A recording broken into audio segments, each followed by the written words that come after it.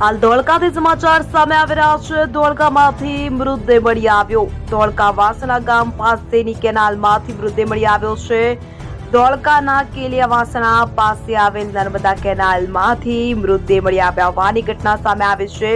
કેલિયા વાસણા ગામ પાસે આવેલી નર્મદા કેનાલમાં મૃતદેહ તરતો દેખાતા ગામના લોકોએ ભારે જહેમત ઉઠાવી મૃતદેહને બહાર કાઢ્યો હતો। વિગતે વાત કરીએ તો મૃતદેહ બહાર કાઢી ધોળકા રૂરલ પોલીસને જાણ કરવામાં આવી છે। તો કેલિયા વાસણા ગામ પાસે આવેલી નર્મદા કેનાલમાં મૃતદેહ તરતી હાલતમાં મળી આવ્યો હતો।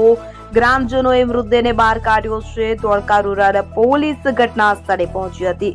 મૃતદેહ મૂળ રાજસ્થાનના અને હાલ અમદાવાદ ખાતે રહેતા રાજેશભાઈ બવરલાલ કુમાવતનો હોવાનું બહાર આવ્યું છે। તો ગઈકાલે 19 તારીખના રોજ સાંજે જ ગામ પાસેની નર્મદા કેનાલમાં નાહવા જતા પગ લપસ્યો હતો અને પાણીમાં ડૂબી જવાથી મોત નીપજ્યું હતું કે જેમનો મૃતદેહ આજે ધોળકાના કેલિયા વાસણા પાસેની નર્મદાની કેનાલમાંથી મળી આવ્યો છે। તો ધોળકા પોલીસે મૃતદેહને પોસ્ટમોર્ટમ અર્થે મોકલી વધુ કાર્યવાહી હાથ ધરી છે। મકવાણા નરેન્દ્ર, કલમ શક્તિ ન્યૂઝ, ધોળકા।